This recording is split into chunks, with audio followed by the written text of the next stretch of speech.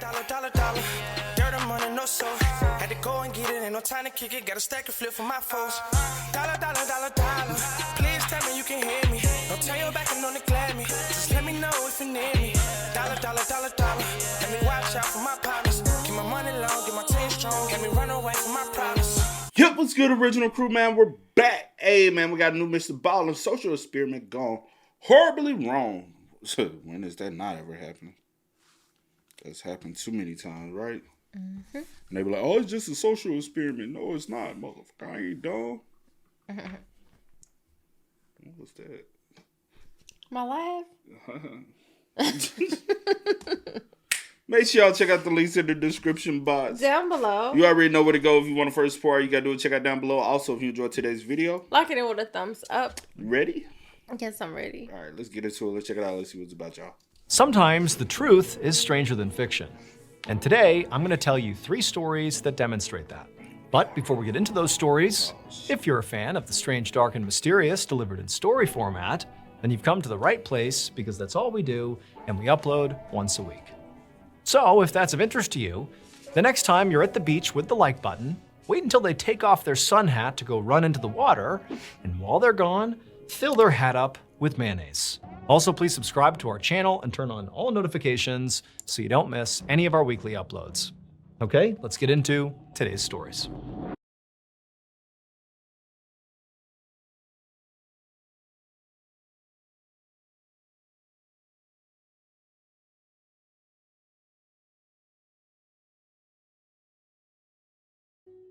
On the afternoon of June 29th, 1934, a 37-year-old police officer named Captain Alan Falby pressed the throttle on his police motorcycle and sped down a street in El Paso, Texas. Captain Falby's motorcycle lights and sirens were on because he was chasing a speeding pickup truck down the road. But despite the fact that obviously Captain Falby was in pursuit of this person, they were not slowing down at all. So Captain Falby had been a police officer for 11 years, and he loved his job, he loved his motorcycle, and he hated when suspects got away. So he kept his hand on the throttle and kept chasing down the suspect, but suddenly the truck he was going after slammed on its brakes and swerved hard to the left. Falby tried to slow down, but it was too late. He slammed into the back of this truck, and then he and his bike went sliding across the asphalt for a few seconds, and the whole time, Falby is feeling his body getting totally scraped against the pavement, and the wind's getting knocked out of him. And then finally, when he came to a stop, he was splayed out in the middle of the road, and his motorcycle, his beloved motorcycle, was laying on top of him, pinning his legs under him.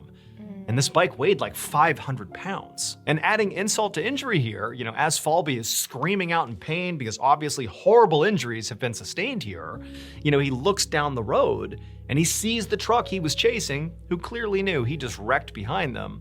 They're not gonna stay and help. They just drove off protecting themselves. And so pretty quickly, Falby kind of assessed the situation he was in. He tried for a second to push this bike off of him, but not only could he not move it, but every time he moved it just a little bit, the weight would kind of come down even harder and a little bit more pointed on his legs, which were crushed, and he had this excruciating pain down there. And worse, he's looking underneath him and he's seeing this growing pool of blood. Clearly, he's sustained potentially life-threatening injuries here, and he's all alone. Like, there's nobody here to help him, and he's totally stuck. And so even though he began calling out for help, the reality was, if nobody came along soon, he was done for. And he found himself starting to panic. Luckily though, just then, 2 men from down the road came running up to Captain Falby. Apparently they had been sort of behind the captain and were watching him pursuing this truck, and they had actually seen the accident. And so they had pulled over, and they were now running up to see if he was okay. And so right away, without even needing to ask Captain Falby what he needed, these 2 men saw the situation. The bike is pinned on top of the cop. And so together, these 2 men were able to lift this heavy motorcycle off of the captain's legs. And as soon as they did, all 3 of them looked, and they could clearly see, the reason there's all this blood all over the pavement. There was this huge gash in Captain Falby's leg right above his knee that was just pouring out blood. And Captain Falby, he saw that, and he was already starting to feel lightheaded from blood loss, but just seeing this huge wound was totally disorienting. Fortunately though, the 2 men who had arrived on the scene to help Captain Falby kept their composure. And one of them actually noticed that Captain Falby was wearing a necktie. He had a formal police uniform on that had, a necktie as part of it. And he gently reached over and he told Captain Falby to relax, and he undid his necktie. Meanwhile, the other man, he ran over to the side of the road where this big tree was, and he got a stick, a pretty sturdy stick. And so the guy who undid the necktie, he tied it around Captain Falby's leg above the wound, basically cutting off circulation to that wound, a tourniquet. He tied it off, and then the other guy came back over with the stick, and he handed it to the guy with the necktie, and he took the stick and threaded it carefully through the necktie that was now wrapped around the captain's leg, and he began twisting the stick, wrapping up the fabric as he twisted it, which in turn mechanically tightened that tourniquet around the captain's leg, much tighter than you could do, without something mechanical. Like, this is somebody who clearly knew how to make a real tourniquet out of sort of everyday materials. And so they tie off the super tight tourniquet, they stop the bleeding, and it ultimately saves Captain Falby's life. In fact, by the time Captain Falby actually got brought to the hospital and they took off this DIY tourniquet and patched him up for real, the doctor would tell Captain Falby that, he was about 10 minutes away from death from blood loss. So had it not been for those two guys who showed up and made that tourniquet, he very likely would have died. 4 years later, on December 12th, 1938, Captain Falby was back at work. And he had been, ever since maybe 6 months after his injury. He had just gone back to work, fully recovered. He did have some scar tissue on his leg, but he was basically back to full capacity. And so on this particular day, Captain Falby was on patrol like he normally was in El Paso when he got a call over the radio about a bad car accident that had happened out on Route 80, which is a major road in that town. And so Captain Falby races over to the scene and he sees there's this car that's clearly veered off the road and smashed into a tree. And the driver, or who appears to be the driver, is sitting still in the driver's seat and they were unconscious. And so Falby was the first on the scene. He pulls over, he gets off his bike, he rushes over to the car, and he carefully pulls this unconscious man out of the car and he lays him on the ground. And he sees this guy has a horrible gash in his leg and it's bleeding profusely. But because this basically mirrored the exact same type of injury that Falby himself had had 4 years earlier when he crashed his motorcycle, Falby knew what to do. He didn't have, a issued tourniquet on hand, but he knew how to make one. He had a necktie and there were sticks on the side of the road. So as quick as he could, he rushed over, grabbed a sturdy stick, took off his necktie, tied it around this man's leg, used the stick to tighten it up even further, and he cut off the bleeding to that wound. And so at this point, now that Captain Falby has realized that, okay, this guy appears to be stable now, he's not actively bleeding, he's clearly still breathing, albeit unconscious, but it seems like he has a fighting chance here. So he's waiting for paramedics to show up and take this guy to the hospital. And he's just sitting there sort of, happy he was able to be here and save this guy. When he sort of looks at this guy and he realizes something. The man he had just saved with his DIY tourniquet was literally the actual same guy who had saved Captain Falby with a DIY tourniquet 4 years earlier. Captain Falby had never even gotten the guy's name. They had not stayed in touch after his accident. They had gone separate ways. But now he's looking down at this man and he's realizing it's the same one. The guy's name was Alfred Smith, and he would make a full recovery. But when he was rushed to the hospital, they would say, you were within about maybe 10 minutes of bleeding to death had it not been for Captain Falby. So literally, this DIY tourniquet story played out almost exactly the same way with these two guys doing it to each other, but 4 years apart. Later on, Captain Falby and Alfred Smith would give an interview to Ripley's Believe It or Not to talk about the incredible coincidence that saved both their lives. And when the interviewer at some point congratulated Captain Falby on his heroic efforts, Falby simply stated, quote, "One good tourniquet deserves another." You see, Alfred Smith was the man who put the tourniquet around my leg and saved my life when my motorcycle hit that truck. After all, one good tourniquet deserves another. And there you have it, ladies and gentlemen. That was actually a crazy story, though, when you really think about it, though.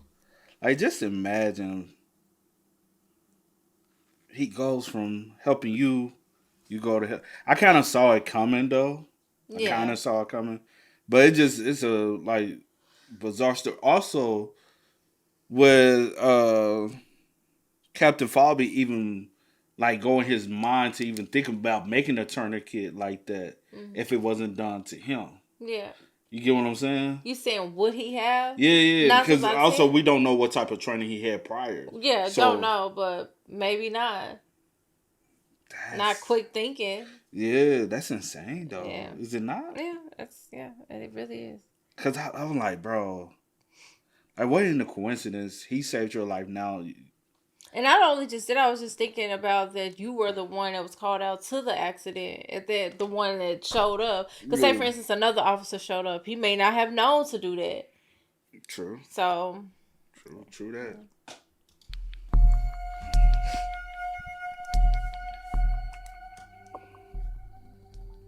On the evening of December 16th, 1984, a 24-year-old electrical engineer named Ha Hao Ran walked through the courtyard of a pretty low-rent, seedy apartment complex in Hong Kong. He held hands with his longtime girlfriend, 23-year-old Jen Yu. The pair had just finished having dinner together at Hao Ran's apartment, which was part of this complex, but now he was walking his girlfriend across this courtyard to the other side of this complex, where her apartment was located. And so Hao Ran always walked Yu home. The pair had been together for a few years now. They'd actually met in college after a close mutual friend had introduced them, and ever since then, they had been inseparable. And so Hao Ran was just sort of protective of Yu. And he felt like their neighborhood was not very safe, and so anytime, especially at night, when he knew his girlfriend would be sort of out and about in their neighborhood, he would walk with her to keep her safe. And so that's what he was doing tonight. Eventually, the couple reached the front door of the section of this complex that would lead up to Yu's apartment. And so the two walked in through the front door, and they made their way over to the building's elevator bank. There were 2 elevators. Hao Ran reached over and pressed the up button, and then he and Yu just stood there and waited. And as they waited, they began to hear the familiar sound of one of the old elevator cars clanging its way down the elevator shaft. These were old and creaky and really kind of sketchy elevator cars that both Hao Ran and Yu hated riding on. But Yu lived up on the 13th floor, and neither of them liked walking up that many steps, and so it was sort of like, the only other choice is to ride one of these elevator cars. And so eventually the car came down, the doors dinged, they opened up, and nobody was on the car. And so Hao Ran and Yu stepped inside. They pressed 13, the doors rattled to a close, and they slowly began going up. And the whole time they're going up, neither of them spoke. It was just kind of like anxious anticipation that, hopefully this car will make it all the way up to the 13th floor. And so as they're moving up, they're hearing the car banging into the walls, and it's just so uncomfortable. But eventually they do reach the 13th floor, it dings, the doors open up, and both of them are so relieved when they step out of the car onto solid ground. And they make their way over to Yu's apartment, and the two, they give each other a hug and kiss and say they had a really nice time together. And then Yu, she retreats into her apartment, and Hao Ran goes back down the hallway and presses the down button to go back down the elevator. And sure enough, a couple of seconds later, Hao Ran heard the familiar sound of the elevator car shaking and banging against the shaft as it made its way up to him. There was a bell sound, the doors opened up, nobody was on the elevator car. Hao Ran stepped inside, pressed the lobby button, turned around, and watched as the doors closed. And then slowly he began to go down. And again, as he's going down, Hao Ran had that same sort of nervous energy, hoping this elevator didn't come to a, lurching stop or something, that it just got him down to the ground safely. And so he's going down, it's floor 12, 11, 10, down he's going. And then at floor 7, the car came to a stop. But it was kind of a hard stop, not like emergency status hard, but it was a fairly hard stop at floor 7. And so Hao Ran, he's instinctively thinking, okay, well, clearly someone on the 7th floor has called the elevator, and the doors are going to open any second here, and someone's going to get on. But as he's waiting for the doors to open to alleviate this sudden stress that, oh my God, is something wrong here? The doors don't open. And instead, the elevator suddenly lurches down another foot. It stops. But clearly, this is not normal elevator behavior. There is something wrong with this elevator. Like his worst fears are coming true, and the doors still are not opening. And so Hao Ran's looking around wondering, what's he gonna do? What can he do? He's trying to tell himself that everything's okay. Maybe the doors still will open up, but they're not. And then he begins to smell something. It was almost like a sort of chemical smell. He couldn't really place what it was, and he's sort of looking around, wondering what's going on here, and his panic is rising, like this is a bad situation, has no idea what's happening, but clearly something bad is going on here. And then this already horrible situation gets 1,000 times worse. because he looks down and he sees the floor of the inside of the elevator is now on fire. And as he's realizing the floor is on fire, and that's what he was smelling, as like this burning smell, he sees his own legs are now on fire. And so in a completely panicked, like fight or flight moment, Howron remembered that most elevator cars have an escape hatch somewhere, usually on the ceiling. And he looked up and he couldn't believe it. There it was. There was this escape hatch to get out of the car. And so right away, that's what Howron began trying to do. He kind of scaled the walls of this car. He punched open this hatch and he climbed out of the elevator, out of the fire, saving his own life. And so while all this chaos was happening in the elevator shaft, Howron's girlfriend, Yu, was in her apartment looking out the window. And her view was basically the same courtyard that she and Howron had walked across just, 5 minutes ago to get to her apartment building. And it was sort of customary that every time he would drop her off at her apartment, she would look out the window and wait for him to come out the front door, and she would watch him walk back across that same courtyard to his building on the other side. And so you sort of understood how long it would take, for Howron to come down the elevator and walk out the door. But now it had been, 5, 6, 7, 8 minutes, and he still hadn't come out the front door, and there really wasn't any reason for him not to have exited the building at this point. And she started to get worried. And so given the fact that Yu, much like Howron, was fearful that those old elevators in this building were eventually gonna get stuck while they were on them, given she had that fear, she instinctively was like, oh my gosh, maybe he's stuck in the elevator. Like that's why he hasn't left the building yet. And so instinctively, she left her apartment and walked down the hallway to the elevator bank, and she looked up above the doors and it showed where the respective cars were located. And she saw that one of the cars was stuck at floor 7 and it wasn't moving up or down. It didn't matter if she pressed the button, that car would not go up or down. The other car would, but not that car. And so it convinced her that Howron has got to be trapped on that elevator car. He's stuck right there. I better call authorities. And so she did. She called the fire department and said, hey, my boyfriend, I believe he's trapped in the elevator. And so just a few minutes later, the local fire department showed up to the apartment complex and they walked up to the 7th floor where they believed, this car was stuck. Now, they were not in some crazy, emergency mode running down the hall to open up this elevator car, because they're thinking, it's really just an inconvenience getting stuck on an elevator car. It's not like life and death. And so they just make their way up to the 7th floor by taking the stairs. And then on the 7th floor, they go over to the elevator bank where the 2 doors are to the respective elevator cars.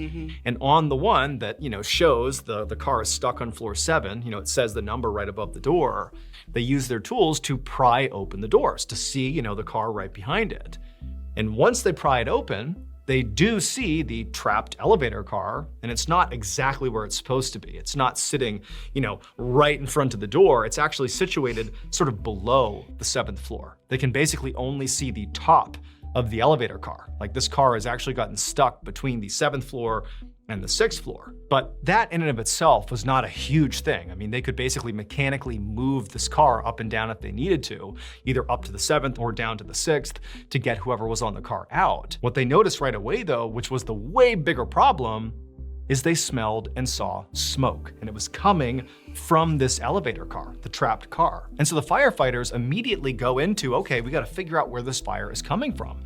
Is it coming from this elevator car? Is it somewhere down below at the bottom of the elevator shaft? Like, they don't know. But from their perspective, outside looking into the shaft, they could see that the hatch, the emergency hatch on this stopped elevator car was open because they can see the roof of this car. And they're thinking, okay, maybe the trapped guy is right in there and we can look down, grab him, pull him out, and deal with this fire. And so they go in, they're yelling out Howron's name, and they look down into this elevator car. They're literally on top looking through this hatch, and they see the carpet inside of this car is all charred and burned, and there's some smoke sort of sitting inside the car. But there's nobody inside the car. It's empty, but they see there's blood all over the inside and up on the walls. And then they realize there's also blood kind of coming up, through this hatch, and it's on the top of the elevator car. Clearly, whoever was in this car was badly hurt as they exited out the roof. But now the firefighters are wondering, like, well, where did he go? Did he fall down to the bottom? I mean, because basically there's just these two elevator cars that move up and down inside of this singular shaft. There's basically nothing dividing the two shafts that these elevator cars move in. It's kind of like one big shaft. And so to the side of this frozen car is this huge shaft, multi-story shaft that goes all the way to the ground. And they look over the edge and they shine their light down the elevator shaft because, you know, the car on this side was up top. It was not obstructing their view. And sure enough, there is a man, maybe one floor down, who looks very badly injured. He's got cuts all over him. He's bleeding. It looked like his ankle was broken. And he was sort of huddled on this very small platform, basically one floor below. At every floor, when you walk onto the elevator, when those doors open up, there's like, you know, a 1 foot long little platform that extends into the shaft just enough that it meets the entrance to the car. So when the car opens up, you walk across this little platform into the elevator, the door's shut and it goes up or down. But if you're in the elevator shaft, each floor basically has that little protrusion, that 1 foot, you know, small platform. And there's the guy, presumably Howron, who is positioned, perched on the one right below them, on that little platform. And so of course, the firefighters forget the fire, because, you know, that's a separate issue at this point, and they gotta go rescue Howron. And so they go down to the 6th floor, they open up the doors, they grab Howron, they pull him into the hallway where he is safe. You know, he's obviously in an enormous amount of pain, he's been burned, he's got a broken ankle, he's in rough shape, but it appears like he's going to survive. And so as the firefighters placed Howron on a stretcher, and he's barely talking, you know, he's very shaken up, he's just laying there. And so at this point, you, the girlfriend, she found out the firefighters had saved her boyfriend and he was on the 6th floor, and so she comes charging down the stairs, runs down the 6th floor hallway to be by her boyfriend's side, and she looks at Howron for the first time, and she just freezes. And she stares at him, and she says, "That's not my boyfriend." It would turn out this whole elevator disaster was highly coordinated, because what neither Howron nor his girlfriend Yu knew was that the same mutual friend who had actually introduced the two of them deeply regretted it. He himself was in love with Yu, and he couldn't bear to see her with another man. And so this mutual friend, whose name was Liu Wenjong, that night, he had secretly waited until he was sure Howron had climbed on the elevator car by himself, and then he had cut off electricity to that car, freezing it at the 7th floor, actually between the 7th and the 6th floor. And then he climbed on top of the elevator car, opened up the hatch just enough to pour kerosene into the car with Howron. That was the smell that Howron began to talk about and smell inside the shaft. Like, he clearly knew there was something off, but Howron didn't realize it was, you know, this friend of his right above him. And then before Howron could even understand what was happening, Liu lit a match and threw it into the elevator car. That was what caused the big fire. But then when Howron panicked and climbed up out of the hatch to save himself, Liu was waiting for him, and he stabbed Howron and then threw him off the roof of this elevator car, where he fell all the way down 7 floors to the bottom of the shaft, where he died. The man that was crouched on that platform, you know, 1 floor below where this car was Liu. And basically what he did is, after murdering Howron, he leapt onto that platform from the top of this elevator car down onto that platform, sort of intentionally to hurt himself, to make it seem somehow like, you know, he was just trying to help Howron, but then, you know, basically fell and hurt himself too. Like, he didn't do anything wrong, but when they looked at Howron inside the shaft, he was clearly stabbed. Then also they knew this fire had been started on purpose. It was clearly arson. And so once all this evidence had piled up and it was pretty obvious that Liu had done it, he did confess, and he was ultimately sentenced to life in prison. What the fuck? That is crazy, bro. Yo, friend, bro. Is it that, like, on some real spill, is it that serious? All because you was also in love with this girl that you introduced to him. And you set them up. Make it make sense. To date. But people do that, though. That is so... You know the saying, like, sometimes people don't find you attractive till they see somebody else find you attractive. And then, like, damn, bro, they this are. was somebody you knew that you already... We don't know. We don't know. I'm saying previously, before, he probably just started, You get what I'm saying? He probably was gaining attraction to her after seeing them together. But what I'm saying, she's not new to you. Yeah. Like, That's true. he didn't deserve it for you to take his life just because now he with the girl that you introduced him to, but you also like her as well. Like, what? And you planned this whole... That's crazy. That's insane. I just don't understand, bro. I really Rest don't in peace to him, understand. because that I don't either. You just gotta imagine how she feels. Right? I'm like, man. And also to think that, oh my gosh, y'all saved him. Just to look and see that's not him, and then to find out what actually happened. That's devastating, bro.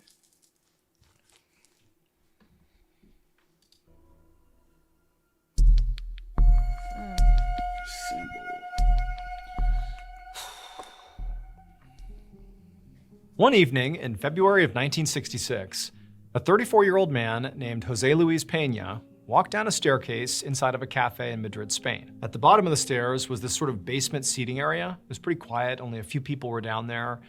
But Jose Luis, as soon as he was down there, he saw his friend, Fernando Sesma, had already found a booth on the other end of the seating area, and he was beckoning Jose Luis over. And so Jose Luis, who had come here to meet Fernando, eagerly walked over towards him. And then before he even sat down, Fernando, who was grinning ear to ear, he held up this envelope and showed Jose Luis, like, I gotta tell you about this. So Jose Luis and Fernando were both members of a small club called Baleña Alegre, which means happy whale in Spanish, and their meetings were all about aliens and UFOs. Now, Fernando was actually a post office employee during the day, but at night, he was the de facto leader of this club, and he'd always been fascinated by aliens. As for Jose Luis, he actually was much more of a skeptic. He actually kind of actively did not believe in aliens, UFOs, or anything paranormal. But about a month prior, he'd had this sort of inexplicable, UFO sighting, or he didn't even know what it was. He was driving along and thought he saw something in the sky that didn't necessarily make him a believer. But he didn't know who to talk to about this thing he had seen. He couldn't make sense of it. And so that's how he had found his way into this group. It was just because it was an outlet to talk about this weird thing he had been through. And to be honest, he didn't know if he'd be staying any longer than maybe the next couple of weeks. He was just here for now. But regardless, Jose Luis and Fernando had made plans to meet up in this cafe tonight to sort of catch up on all things about the club, before their actual club meeting that was going to happen maybe 30 minutes from when they were actually meeting. But as Jose Luis is sitting down, Fernando's got this envelope that he's really excited about. And once Jose Luis sits down, Fernando puts it in front of him and he's like, look, there's no return address. And he points, there's like this strange symbol on the outside of this envelope, and it just looks sort of foreign, like Jose Luis didn't really even know what he was looking at. But Fernando, who again is a full believer, he says to Jose Luis, he's like, I just got this letter and I'm gonna show it to the club tonight because I think it's from an alien. Now, when Jose Luis heard this, he was open to the idea of UFOs being a thing because again, he couldn't explain what happened to him, but he just felt like, give me a break. Like, what, an alien sent you a letter? Why? Why would they send you a letter? And he sort of said as much to Fernando, but Fernando, he was ready for this. Like, he knew Jose Luis was a skeptic, and he knew he would cut this letter apart. But Fernando, he took the envelope back, before Jose Luis could say anything more about how fake this was, and he pulled out the letter inside. And the letter, it was typed out, so it wasn't by hand, it was by typewriter, and the writer wrote that they were literally from an alien race called the Umites, and they'd come from a planet called Umo. And they said that, the Umites had very advanced technology, and they'd actually already been living on Earth for the last 16 years. However, humans didn't recognize them because they sort of looked like normal people. And so this alien writer said, for all these years, they had been searching for, a true believer to share this secret with. And apparently, the believer they had found was Fernando. Now, Jose Luis could tell that Fernando was really excited, and so he sort of throttled back how much he sort of rained on his parade here, and he just let him have his moment and said, wow, that's really interesting. And then before long, the other members of their club came into this basement seating area inside this cafe. And as soon as they were all assembled, Fernando got up to the front of the room and he held up this envelope and he said, "You won't believe it. I got this letter. It's from an alien race. They want to talk to me. Like, can you believe this? We finally have proof.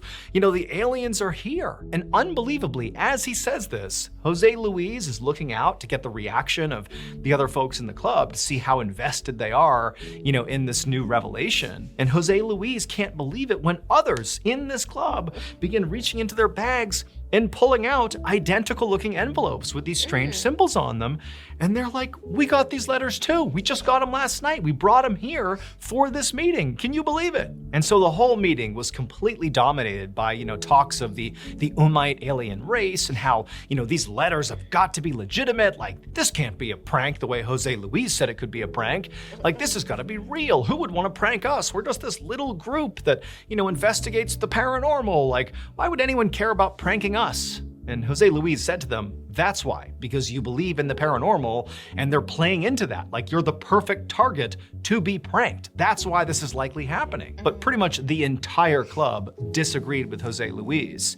And they reminded him, Fernando in particular, that he should recall the club's motto, which was to believe everything until proven otherwise. Basically, the whole group was demanding that Jose Luis keep an open mind, because this might be the exact moment most of them were all waiting for. A little over a year later, in June of 1967, and Jose Luis was back inside of that basement seating area of that cafe in Madrid, Spain. To this point, Jose Luis had continued attending these meetings of the Balena Alegre.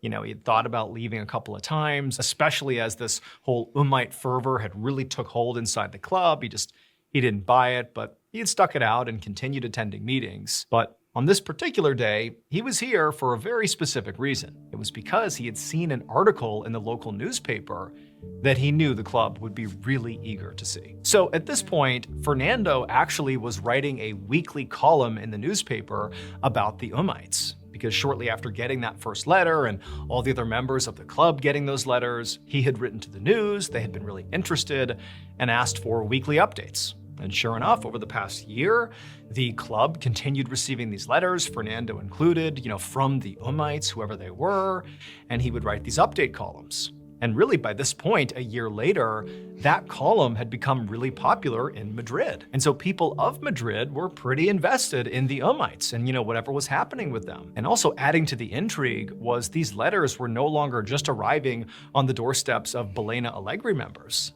They were arriving in front of random people's homes all over Madrid. Like, random people were being contacted by, this alien race. Now, Jose Luis still very much believed that there is no way this could be real. Like, this can't actually be aliens. But the Umites had basically become the only conversation topic in the club every time they met. Like, it was all they ever talked about.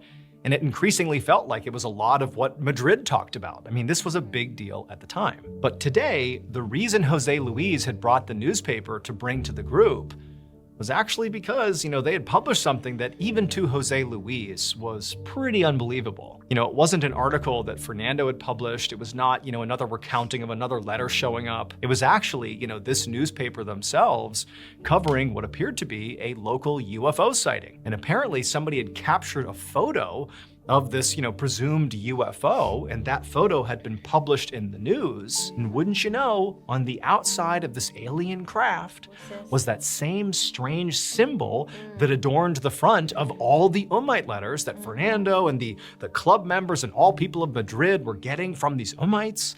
It was the same symbol. And so it sort of felt like, for the first time, it was not just, letters that could be fabricated and sent to the masses. It was like this vehicle that had shown up in Madrid that had that same symbol. Like, it had to be the Umites. Also, remember, it's 1967.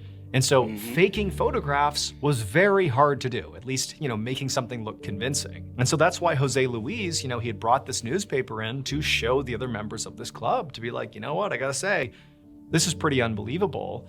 And, the reaction from the club was equally amazed. They had all already seen this photo. I mean, they are completely locked in on all things Umites.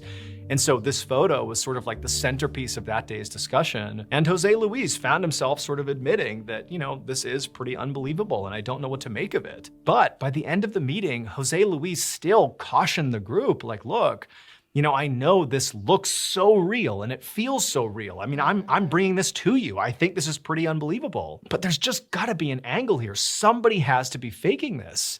Like, there isn't a way that some alien species is doing this. This just doesn't feel real to me. But at this point, it was like everybody shut him down. They're like, hey, you brought this to us today. You're the one saying this is hard to deny. Like, this makes it feel real. And so at this point, forget your dissenting opinion. What we need to do as a group is take the news of the Umites and this photograph and all the letters and not just show it to the rest of Spain, but we need to show it to the whole world. And so sure enough, after that, Fernando began going on TV and insisting the Umites were real, which actually did cause mass panic across all of Spain. People couldn't explain the thousands of letters and that UFO photo, and so belief in the Umites really caught on. And while Fernando and seemingly the entire general public of Spain became increasingly radicalized, Jose Luis grew more isolated from his friends in Belena Alegre. And soon he quit attending meetings altogether. And then shortly after that, he began going on TV, but not to advocate for the belief in the Umites, but the opposite. To say, stop believing in this. There's no way this is real. But nobody really listened to him. The Umite story had really taken on a life of its own, and it was sort of beginning to spin out of control. A few years after the Umite letters began showing up and making headlines, two men had lied down on railroad tracks and basically taken their own lives by letting the train run them over. And police actually found notes in these men's pockets that just said, "The aliens call us." And given the timing of, their deaths, it seemed like it had to be connected to the Umites. Then, two Spanish sisters died in a murder-suicide, and police discovered they had been receiving Umite letters that might have contributed to this crime. By the 1970s, there were also multiple Umite-related cults operating in Spain, and one of those cults targeted young boys. And in the early 1970s, when Jose Luis's own son was 7 years old, that child was targeted by one of these cults to be brought in because of his father. Like, they were trying to bring this child in to be exposed to who knows what, just because of Jose Luis's public stature as it related to the Umites. Now, Jose Luis's son would not be pulled into that cult. He would be just fine. But for Jose Luis, this was pretty eye-opening and terrifying. The idea that his family could be targeted because of this Umite stuff was crazy. And so around that same time, Jose Luis stopped trying to tell people to not believe in this stuff and instead retreated from the public eye and just tried to live a quiet, isolated life. Over the next several decades, people all over Spain continued receiving Umite letters, and nobody knew why. And these cults that, sort of focused on the Umites continued to flourish and continued to believe that absolutely the Umites are real. As for Jose Luis, he really did try to live a private life away from all this craziness, but it was hard to escape it. I mean, he would see Fernando on the news all the time talking about the Umites, and he even published a book about it. I mean, it was kind of everywhere. But everything changed in 1996.